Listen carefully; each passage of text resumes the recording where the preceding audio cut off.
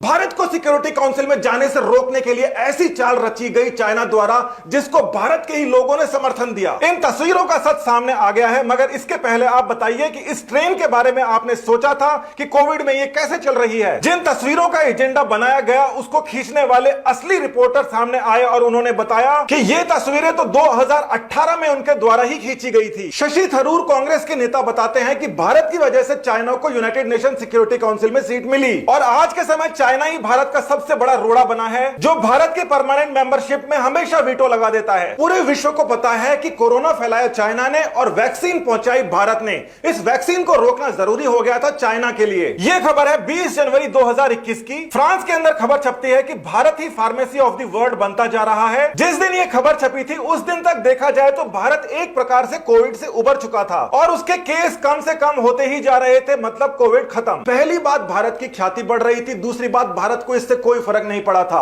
इसका फर्क क्या पड़ता है चाइना पे। 12 मार्च तक भारत ने 70 कंट्रियों के अंदर अपने कोविड वैक्सीन भेज दी थी। ये 70 कंट्रियां जो हैं उनके पास में वोटिंग राइट्स होते हैं और उसकी वजह से भारत पहुंच सकता है यूनाइटेड नेशन सिक्योरिटी काउंसिल के अंदर। इस ऑपरेशन को वैक्सीन मैत्री का नाम दिया गया, वसुधैव कुटुंबकम को चरितार्थ किया गया। तो 20 जनवरी से लेकर मार्च आने तक ऐसा लगा कि भारत इस ऑपरेशन में कामयाब हो चुका है। भारत में सब ठीक चल रहा था, कोविड खत्म हो गया था, वैक्सीन भेजी जा रही थी, इलेक्शंस का अनाउंसमेंट हो जाता है। जैसे ही इलेक्शंस का अनाउंसमेंट होता है वायरस की एक नई स्ट्रेन बंगाल में पता नहीं कैसे पहुंच जाती है। कहां से आई है ये स्ट्रेन इसका बिल्कुल पता नहीं, मगर पूरे के पूरे भारत के अंदर ये फैल जाती है। माहौल पूरा बदलने वाला था, भारत के खिलाफ बनने वाला था, भारत के अंदर भी और भारत के बाहर भी। ये पुरानी फोटोज अचानक से फैला दी जाती है, हर जगह यही दिखाई देने लगती हैं। बहुत सारी पुरानी और नई फोटोज को मिक्स करके कई सारी खबरें बनाई जाती हैं और अपने आप ही मान लिया जाता है कि जितनी भी नई डेड बॉडीज हैं ये सारी की सारी कोविड से ही हुई हैं। मतलब सरकार ने इसकी पुष्टि नहीं की, मगर विदेशी मीडिया ने अपने आप छाप लिया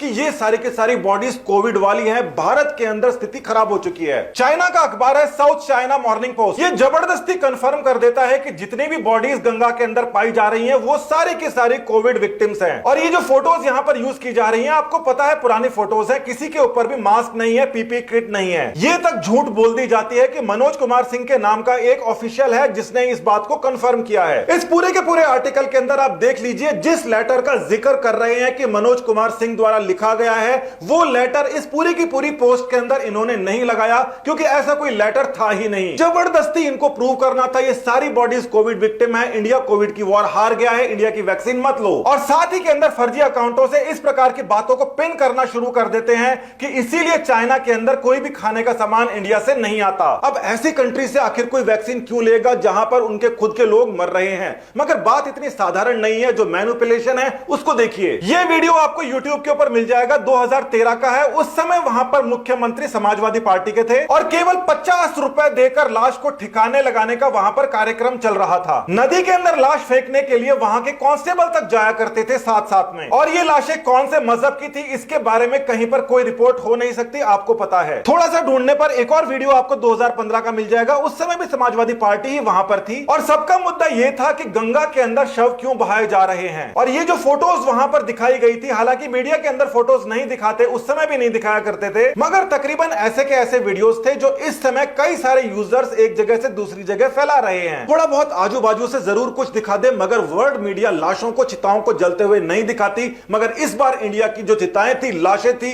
हर जगह फैल रही थी। कतर का ऑफिशियल गवर्नमेंट का जो न्यूज चैनल है अल जजीरा, जिसकी बिल्डिंग हाल ही के अंदर इजराइल ने उड़ाई है, उसके अंदर भी गैर जिम्मेदाराना तरीके से रिपोर्टिंग की गई कि ये कोविड विक्टिम्स हैं। हेडलाइन के अंदर सस्पेक्टेड लिखते हैं, मगर बाद के अंदर ये उसको कंफर्म कर देते हैं। अब इनका सबसे बड़ा झूठ तो ये था कि लकड़ियां खत्म हो गई, पैसे लोगों के पास है नहीं, इसीलिए बहा रहे हैं। मगर किसी ने ये नहीं सोचा कि केवल गंगा किनारे ही मौतें हुई है, बाकी लाशों का क्या हुआ। क्रीमेशन के लिए लकड़ियों का इस्तेमाल ही नहीं किया जाता, उपले भी इस्तेमाल में लिए जाते हैं भारतीय सभ्यता में। और ये जो उपले हैं ये हर घर के अंदर मिल जाते हैं। कम से कम 30% जनसंख्या आज भी इन उपलों का इस्तेमाल करती है खाना पकाने के लिए। बॉडीज को बहाने वाले सारे के सारे लॉजिक फेल थे, बस एक लॉजिक पास था कि इंडिया को किसी भी तरीके से वैक्सीन डिप्लोमेसी से हटाना है, यूनाइटेड नेशन सिक्योरिटी काउंसिल ना पहुंच जाए। वैसे ये बात ठीक है कि अमेरिकी गवर्नमेंट का जो पोर्टल है उसने ये बताया है कि हाँ बॉडी जरूर फाइंड आउट हुई है, मगर इनके रीजंस अदर देन कोविड-19 है इनके मरने के। तो अमेरिका जो है वो कम से कम सच बोल रहा था, मगर उसके सच के ऊपर लोगों को यकीन ही क्यों करना था। मगर अब आप एक केस देखिए अरब न्यूज का, जिसको फंड करता है सऊदी अरेबिया। ढंग से इस बात बात को समझिए, ये प्राइवेट इंडिपेंडेंट न्यूज पैनल्स नहीं है, ये सरकार के पैसों से चलने वाले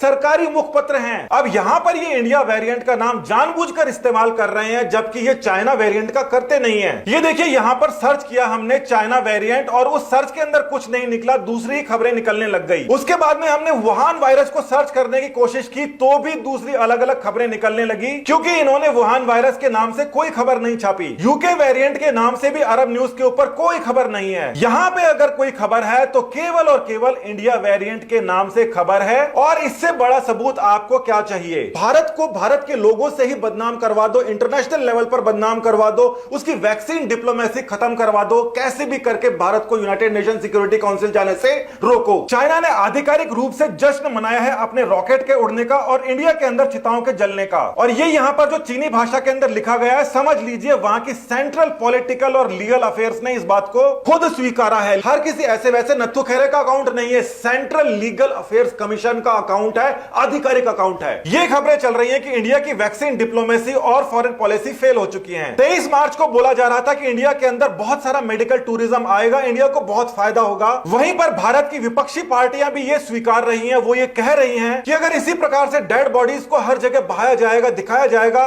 तो हमारी वैक्सीन को कौन स्वीकारेगा? वोट की चाहत के अंदर चाइना की चाल में हमारी विपक्षी पार्टियां आ गई, अब जाकर उनको एहसास हो रहा है। मगर अभी तक ये क्या क्या कर चुकी हैं? हमारे ही लीडर्स पूछ रहे हैं कि बच्चों की वैक्सीन इंडिया से बाहर क्यों भेजी जा रही है, जबकि असली बात यह है कि वैक्सीन को बच्चों को लगाने की फिलहाल परमिशन ही नहीं है। पहले कई सारे क्लिनिकल ट्रायल्स होते हैं, क्लिनिकल ट्रायल्स के बाद के अंदर वो मैच्योर को लगाई जाती है और मैच्योर लोगों को लगाने के बाद के अंदर फोर्थ फेज जो मार्केट सर्विलेंस कहते हैं, इस मार्केट सर्विलेंस का डेटा इकट्ठा होने के बाद बच्चों को लगाने की परमिशन दी जाती है, जो अभी तक हुआ नहीं है। जबकि राहुल गांधी जी को यह बताना चाहिए कि राजस्थान के अंदर जो कांग्रेस गवर्नमेंट है, वहां पर इतनी भयंकर लापरवाही क्यों चल रही है कि इस समय तक 11.5 लाख डोज जो हैं वो प्रदेश के अंदर खराब हो चुकी है राजस्थान में। ये वैक्सीन बहुत ही डेलिकेट वैक्सीन है, 10% तक खराब हो सकती हैं, मगर 40% तक एक जगह खराब हो रही है एक ही राज्य में, जबकि दूसरी जगह 0% खराब हो रही है।